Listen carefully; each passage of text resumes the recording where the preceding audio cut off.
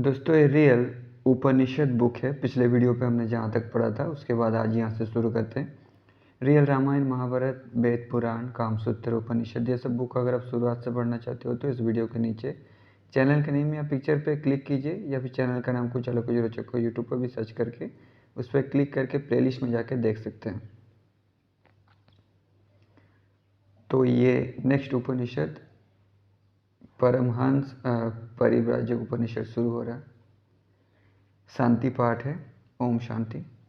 उसके बाद यहाँ से शुरू, हरिओम। पितामह ब्रह्मा ने आदि पिता नारायण को प्रणाम करके पूछा, भगवान वर्णाश्रम के धर्म तो मैंने आपसे सुनकर पुनः जान लिए। अब मैं परमहंस परिव्राजकों के लक्षण जानना चाहता हूँ। परिव्राजक होने का अधिकारी कौन है? परिव्राजक के लक्षण क्या हैं? परमहंस किसको कहते हैं? परिव्राजक तत्व क्या है? ये सब मुझसे कहिए। तब भगवान आदि नारायण ने कहा,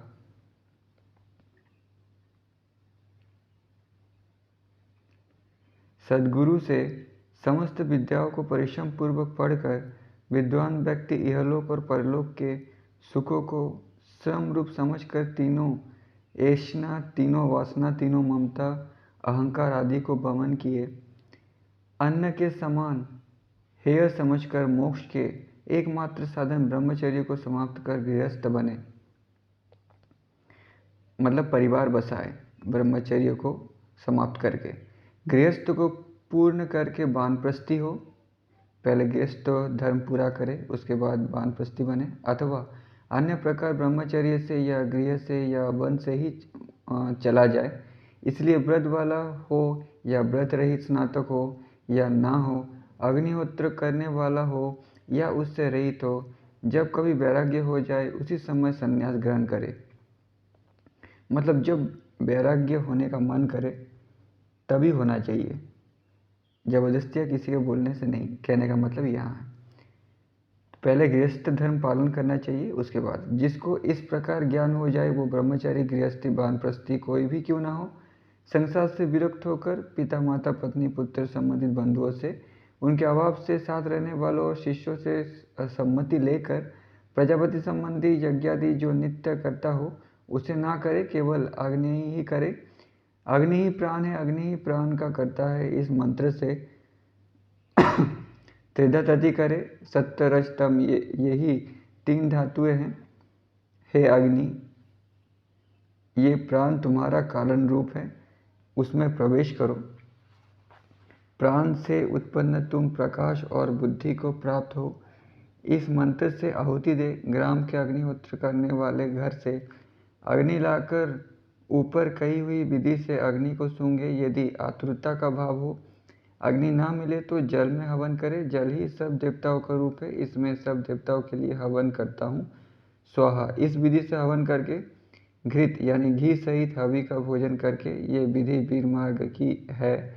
जो अनशन, संग प्रवेश अथवा महाप्रस्थान के लिए है, जो आतुर हो वो मन से और वाणी से ही संन्यास की विधि को कर ले। तो यहाँ पे सन्यासी मन से होता है, मन का ही बात किया जा रहा है। फिजिकली भी होता है। सन्यास के बहुत सारे टाइप्स हैं जो हमने पहले पढ़ा था। जो स्वस्थ मन से हो वो नियम पूर्वक आत्मश्रद्धा, आत्मश्राद्ध और बिरजा होम करे। अग्नि का आत्मा में आरोप करके अपनी लौकिक और वैदिक सामर्थ्य और 14 कारण प्रवृत्तियों का पुत्र में आरोप कर दे। पुत्र ना हो तो शिष्य में, और वो भी ना हो तो अपनी आत्मा में आरोप कर दे। फिर ब्रह्मत्व यज्ञ तो इस मंत्र का उच्चारण करे।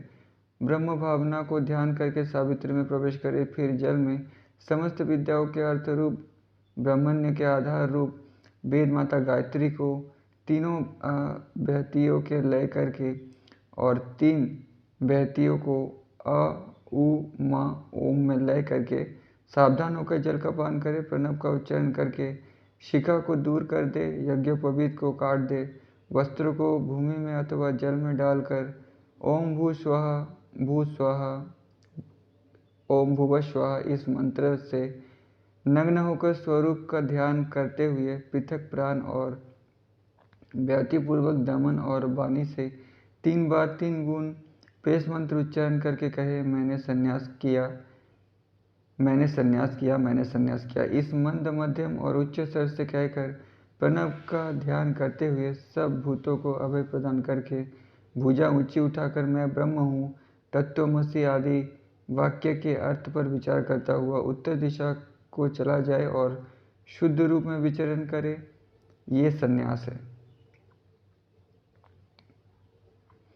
अगर इतना कर सकने की सामर्थ्य ना हो तो गृहस्थ की प्रार्थना करके तथा सर्वभूतों को अभय प्रदान करके, हे सखा तू मेरे बल की रक्षा कर, तू वित्त को मारने वाला इंद्र का वज्र है, मुझे शांतिदायक हो और पापों से मुक्त कर।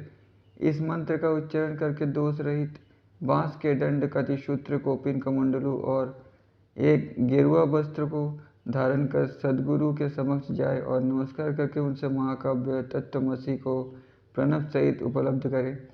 फिर छाल के वस्त्र और मृगचर्म धारण करके जलावतरण ऊपर चढ़ना और एक ही घर की भिक्षा का त्याग करके तीनों समय स्नान करने का नियम का पालन करते हुए वेदांत अध्ययन और प्रणव का अनुष्ठान करें।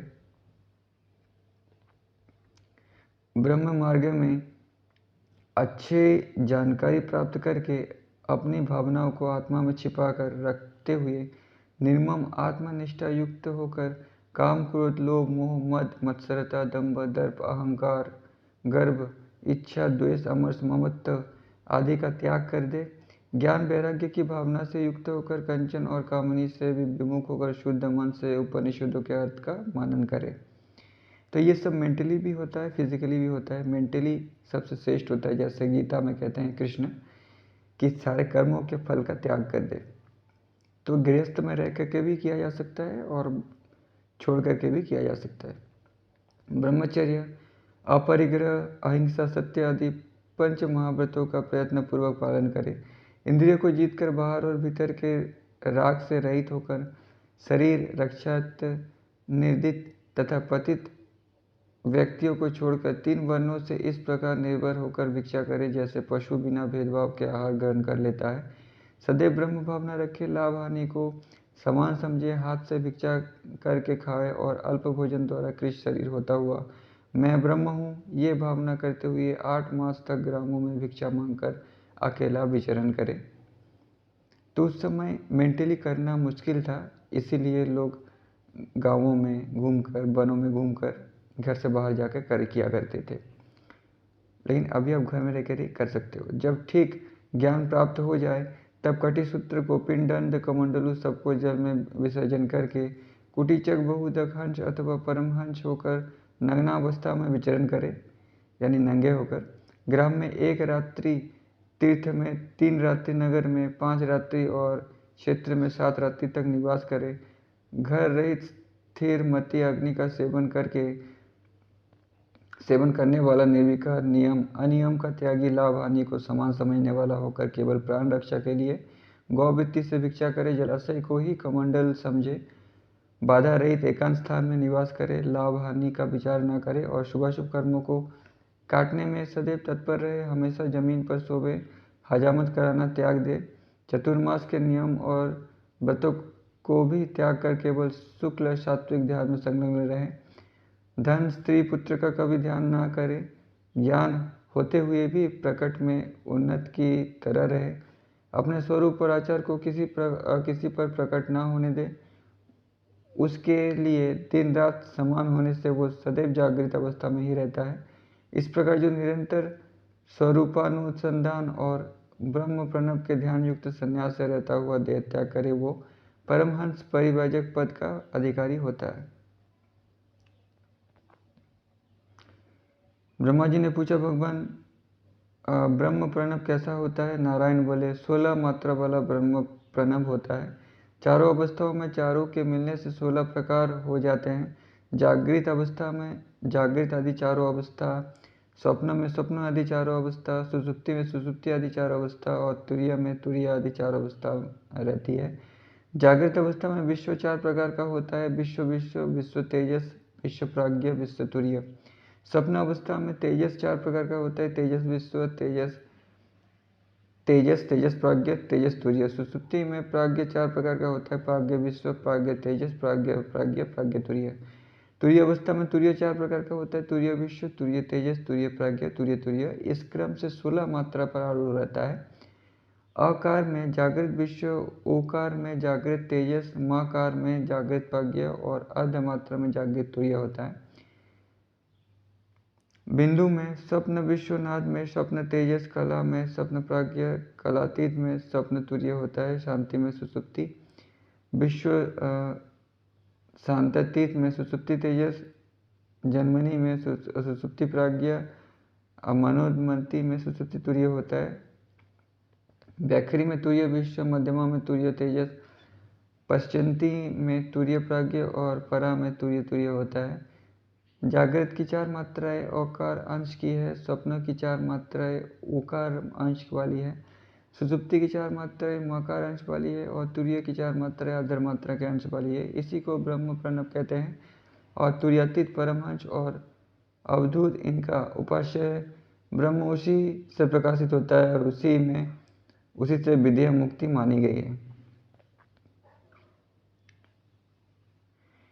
ब्रह्मा ने पूछा, भगवान, यज्ञोपवीत शिखा और सब कर्मों को त्याग देने वाला कैसे ब्रह्मनिष्ठ और कैसे ब्राह्मण होते हैं? नारायण ने कहा, ऐसे का यज्ञोपवीत उसका अद्वैत युक्त आत्मज्ञान ही होता है। उसकी शिखा ध्यान निष्ठा रूप होती है और अपने कर्मों से वो पवित्र होता है। वो सब कर्म कर चुका है, ब्राह्मण है, वो ब्रह्मनिष्ठ परायण है, वो देव है, वो तपस्वी है, श्रेष्ठ है, सबसे श्रेष्ठ है, जगतगुरु है, वो मैं ही हूँ, ऐसा समझ लो। संसार में ऐसा परमहंस परिव्राजक बहुत ही दुर्लभ, कहीं एकाध होते हैं। वो नित्य पवित्र है, वो वेद पुरुष है, वो महापुरुष है जिसका चित्त मुझ में रहता है और मैं उसमें रहता हूँ। वो नित्य तृप्त है, वो शीत उष्ण सुख दुख मान अपमान से रहित होता है, वो निंदा और अमर्ष को सहन कर लेता है, वो 6 उर्मियों से रहित होता है, 6 भाव विकारों से पृथक होता है, वो बड़े या छोटे के विचार से रहित होता है, वो केवल अपने आत्मा को देखता है और किसी को नहीं। दिशाएं ही उसके वस्त्र है, वो नमस्कार नहीं करता, ना स्वाकार, ना स्वदाकार, ना विसर्जन। वो निंदा स्तुति करने से दूर रहता है, मंत्र तंत्र की उपासना नहीं करता, किसी अन्य देव के ध्यान रहित, लक्ष्य से रहित, सबसे उपराम होता है। वो सच्चिदानंदन अद्वय चिदघन संपूर्ण आनंद को बोध वाला और मैं ब्रह्म हूँ ऐसी अखंड भावना रखने वाला कृतकृत्य हो जाए, ऐसे को ही परमहंस परिव्राजक कहते हैं। ये उपनिषद है। हरिओम तत्सत। भिक्षुकोपनिषद, शांति पाठ। ओम शांति। मोक्ष के अभिलाषी भिक्षुक 4 श्रेणियों में होते हैं: कुटीचक, बहुदक, हंस परमहंस। कुटीचक सन्यासी गौतम, भारद्वाज, याज्ञवल्क्य, वशिष्ठ आदि की तरह 8 ग्रास को भोजन करके योग मार्ग द्वारा मोक्ष की खोज करते हैं। बहुदक त्रिदंड कमंडल शिखा सूत्र काषाय वस्त्र धारण करके मधुमास का त्याग करते हुए ब्रह्मर्षि के घर से 8 ग्रास भोजन करते हैं और योग मार्ग द्वारा मोक्ष की खोज करते हैं। हंस मानधारी सन्यासी ग्राम में 1 रात्रि, नगर में 5 रात्रि, क्षेत्र में 7 रात्रि से अधिक निवास नहीं करते। ये गोमूत्र और गोबर का आहार करने वाले, सदैव चंद्रायन व्रत करने वाले, योग मार्ग से मोक्ष की खोज करते हैं। परमहंस नाम के सन्यासी संबत, कारुणी, श्वेतकेतु, जड़भरत, दत्तात्रेय, सुखदेव, वामदेव, हारितक प्रवृत्ति की भांति 8 ग्रास भोजन करके योग मार्ग से मोक्ष की खोज करते हैं। ये परमहंस वृक्ष मूल, शून्य गृह, शमशान आदि में सवस्त्र अथवा दिगंबर वेश में रहते हैं। उनको धर्माधर्म, लाभ हानि, शुद्ध अशुद्ध से कोई मतलब नहीं रहता, द्वैत भाव नहीं रखते, मिट्टी और सोने को एक समान समझते हैं, सब वर्ण के यहाँ भिक्षा करते हैं और सबको आत्मचत देखते हैं। वे नंगे, निर्द्वंद, परिग्रह रहित, शुक्ल ध्यान परायण, आत्मनिष्ठ प्राण धारण करने निमित्त नियत समय पर भिक्षा करने वाले, सुनसान स्थान, मंदिर, घर, झोपड़ी, बाम्बी, वृक्ष मूल, कुलालशाला, यज्ञशाला, नदी का किनारा, पहाड़ की गुफा, टीला, गड्ढा, झरना आदि किसी भी स्थान में रहकर ब्रह्म मार्ग में सम्यक प्रकार से संपन्न होकर शुद्ध मन से परमहंस के आचारों का पालन करते हुए सन्यासी द्वारा देह त्याग करते हैं, वे ही परमहंस है। ये उपनिषद है। अवधूतोपनिषद, शांति पाठ। अब सांकृति ने भगवान दत्तात्रेय के पास जाकर पूछा। दत्तात्रेय जो विष्णु के अवतार है, मार्कंडेय पुराण में हमने पढ़ा था, ठीक है, मार्कंडेय पुराण भी आप पढ़ सकते हो मेरे वीडियोस के। हे भगवान, अवधूत कौन है, उसकी स्थिति कैसी होती है, उसका चिन्ह क्या है और उसका संसार कैसा होता है। ये सुनकर परम दयालु भगवान दत्तात्रेय ने उनसे कहा, जो अक्षर अर्थात अविनाशी बना हो, सबसे श्रेष्ठ हो, संसार रूप बंधन से रहित हो और तत्वमसि आदि वाक्यों के लक्ष्यार्थ रूप हो, वो अवधूत कहा जाता है। जो योगी आश्रम और वर्ण को उल्लंघन कर आत्मा में ही सदा रहता है, वो वर्णाश्रम रहित योगी अवधूत कहा जाता है। प्रिय ब्रह्म जिसका मस्तक बनकर मोद दायां बाजू और प्रमोद बायां बाजू बन जाता है, उसकी स्थिति गाय के पैर के समान होती है। गोपाल का जैसा मस्तक पर होता है, मध्य में नहीं होता और नीचे नहीं भी होता। सर्व की प्रतिष्ठा रूप ब्रह्म पुच्छ कहलाता है, इसलिए उसे पुच्छ के आकार का करना चाहिए। इस प्रकार वे चारों मार्ग द्वारा परम गति को पाते हैं। कितने ही कर्म से अथवा प्रजा से अथवा धन से अमरत्व प्राप्त नहीं होता, वो अकेले त्याग से अमरत्व पा लिया गया है। अपनी इच्छा के अनुसार व्यवहार करना, यही उनका संसार है। उनमें से कितने ही वस्त्र पहनते हैं और कितने ही वस्त्र रहित भी होते हैं। उनके लिए ना तो कुछ धर्म है ना कुछ अधर्म है, पवित्र नहीं है अपवित्र भी नहीं है। इंद्रियों को वश में करने के रूप में संग्रहणी दृष्टि से वे अनंतर में आत्मध्यान रूप अश्वमेध यज्ञ किया करते हैं। यही उनका महायज्ञ और महायोग है। इस प्रकार उनका समस्त चरित्र आश्चर्यकारक होता है। उनके ऐसे शिष्टाचार की निंदा नहीं करनी चाहिए, क्योंकि यही उनका महाव्रत है। वे मूर्ख के समान पाप पुण्य से लिप्त नहीं होते। जिस प्रकार सूर्य सर्व रसों को ग्रहण करता है और अग्नि सबको खाता है, वैसे ही योगी यदि विषयों को भोगता है तो भी शुद्ध होने से पाप पुण्य का भागी नहीं बनता। जिस प्रकार चारों तरफ से भरा हुआ, मतलब वो सब कुछ भोगता है लेकिन फल की इच्छा नहीं करता, इसलिए पाप पुण्य के भागी नहीं बनता। जैसे कृष्ण गीता में कहते हैं, अष्टावक्र राजा जनक को अष्टावक्र गीता में कहते हैं वाल्मीकि रामायण में। जिस प्रकार चारों तरफ से भरा हुआ होने पर भी अचल प्रतिष्ठा स्थिति वाले समुद्र में जल प्रवेश करता है, वैसे ही योगी पुरुष में सर्व विषय भोग करते हैं तो भी वो अचल स्थिति युक्त रहता है और शांति प्राप्त करता है। पर विषयों की इच्छा करने वाला सकाम व्यक्ति वैसी शांति नहीं पाता। इसलिए सत्य बात यह है कि किसी का लय नहीं है, किसी की उत्पत्ति नहीं है, कोई बंधा हुआ नहीं है, कोई साधक नहीं है, कोई मुमुक्ष नहीं है और कोई मुक्त भी नहीं है। इस लोक और परलोक के चित्त की सिद्धि के लिए, उसी प्रकार मुक्ति की सिद्धि के लिए पहले मुझे बहुत कुछ करना आवश्यक था, पर अब ये सब हो चुका है। इस प्रकार प्रत्येक योग का मुख्य अनुसंधान करता हुआ वो अवधूत इसी में कृतकृत्य होता है और सदैव तृप्त रहता है। फिर वो चिंतन करता है, अज्ञानी जन पुत्र आदि की इच्छा से अत्यंत दुखी होकर संसार में फंसते रहे, पर मैं तो परमानंद से पूर्ण हूँ। फिर किस इच्छा से संसार में फंसूँ। जिनको परलोक जाने की इच्छा हो, चाहे उस इच्छा से भले कर्म किया करे, पर मैं तो सर्व लोगों का आत्मा हूँ, सर्व लोकमय बना हूँ, तो मैं कोई भी कर्म क्यों करूँ। जिनको इस बात का अधिकार हो, वे भले ही प्रवचन किया करे और चाहे वेदों को पढ़ाते रहे, पर मुझको तो इसका अधिकार ही नहीं, क्योंकि मैं क्रिया रहित हूँ। मैं निद्रा की, भिक्षा की, स्नान अथवा शौच की इच्छा नहीं करता। जो इच्छा हो वे भले ही अन्य की कल्पना करे, पर मुझे अन्य की कल्पना करने से क्या फायदा। अन्य लोग चिरयति की लालिमा के कारण उसमें भले ही अग्नि का आरोप करे, पर इससे गुज्जा का ढेर जल नहीं जाता। फिर मेरे भीतर तो संसार के धर्मों का आरोप ही नहीं, इसलिए मैं किसी का भी भोजन नहीं करता। जिन्होंने तत्वों को जाना ना हो, वे भले ही श्रवण करें, पर मैं तो तत्व को जानता हूँ, फिर किस लिए श्रवण करूँ। जो संशय में पड़े हो, वे भले ही मनन करें, मुझे तो संशय ही नहीं, इससे मैं मनन नहीं करता। जिसको विपरीत मान्यता हुई हो, वो भले ही निषिध्यासन करे, पर जहाँ विपर्यास होता ही नहीं, वहाँ ध्यान की आवश्यकता ही क्या है। देह को आत्मा मान लेने का विपर्यास मुझे कभी नहीं होता, इसलिए मुझे निधिध्यान की क्या आवश्यकता है। मैं मनुष्य हूँ आदि इस प्रकार का व्यवहार भी बिना विपर्यास के नहीं होता है। और ये विपर्यास भी दीर्घकाल से अभ्यास में पड़ी वासना के कारण होता है। प्रारब्ध कर्मों का नाश होने पर ही ये व्यवहार बंद होता है, पर प्रारब्ध कर्म का नाश ना हुआ हो तब तक 1000 ध्यान करने से भी ये व्यवहार शांत नहीं होता। व्यवहार कम करने की इच्छा हो तो तू भले ही ध्यान कर, पर मेरी दृष्टि में तो कर्म का व्यवहार है ही नहीं, तो मैं किस लिए ध्यान करूं? मुझे विक्षेप होता ही नहीं, मुझे समाधि करने की भी आवश्यकता नहीं। ये तो मन जो विकार वाला है तभी विक्षेप होता और तभी समाधि की आवश्यकता होती है। मैं तो नित्य अनुभव रूप हूँ समाधि में, मुझे और क्या भिन्न अनुभव हो सकता है?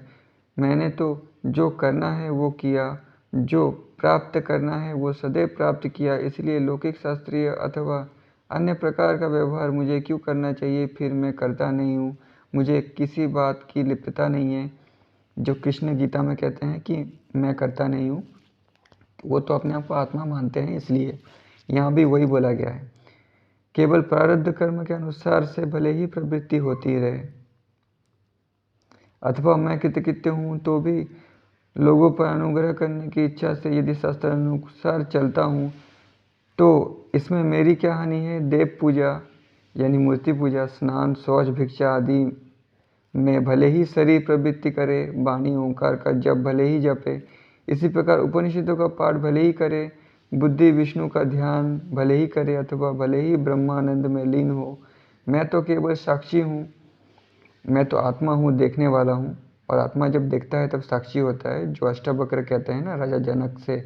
वाल्मीकि रामायण के वीडियोस में आप देख सकते हैं, वही चीज़ यहाँ पे बोला गया है। अर्थात इनमें से किसी काम को करता नहीं और कराता भी नहीं, मैं कृतकृत्य होने से तृप्त हूँ, और जो प्राप्त करना है उसे मैंने प्राप्त कर लिया है, इससे भी तृप्त हूँ।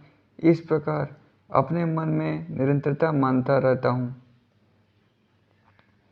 फिर मैं धन्य हूँ, मुझे धन्य है क्योंकि अपने आत्मा को अनायास ही जानता हूँ, मुझे धन्य है क्योंकि मुझे ब्रह्मानंद स्पष्ट प्रकाशित करता है, मुझे धन्य है क्योंकि संसार का दुख अब मैं नहीं देखता, मैं धन्य हूँ। धन्य है क्योंकि मेरा अज्ञान कभी नष्ट हो चुका है, मुझे धन्य हूँ क्योंकि मुझे कुछ भी करना नहीं है, मैं धन्य हूँ कि जो कुछ प्राप्त करना है वो मैंने यहीं प्राप्त कर लिया है। मैं धन्य हूँ, मेरी तृप्ति के लोक में कोई उपमान है अर्थात कोई नहीं है। मैं धन्य हूँ, मैं बारंबार धन्य हूँ। अहो पुण्य, अहो हम, अहो शास्त्र, अहो ज्ञान, अहो गुरु, वास्तव में धन्यवाद के पात्र है। इस प्रकार जो मनुष्य इस उपनिषद को पढ़ता है वो कृतकृत्य होता है, मदिरापान किया हो तो भी वो पवित्र होता है, मतलब शराब पिया हो तब भी वो पवित्र होता है। अगर वो जान लेता है तो उसके अंदर वो ज्ञान बस जाता है, तब फिर वो कुछ भी करे, मदिरापान करे, वो पवित्र होता है। सुवर्ण चुराया हो तो भी पवित्र होता है, ब्रह्म हत्या की हो तो भी पवित्र होता है। कहने का मतलब है कुछ भी करे पवित्र होता है, ब्रह्म हत्या किया हो या ना हो, कार्य अकार्य किया हो तो भी पवित्र होता है। ऐसा ज्ञान प्राप्त करने के पश्चात स्वेच्छानुसार आत्मानुकूल में पवित्र हो सकता है। ओम तत्सत। इस जगत में रहकर सभी कर्म करके भी वो पवित्र होता है। इस प्रकार ये उपनिषद समाप्त होता है। उसके बाद नेक्स्ट उपनिषद शुरू होगा जो हम नेक्स्ट वीडियो में पढ़ेंगे। तब तक के लिए धन्यवाद।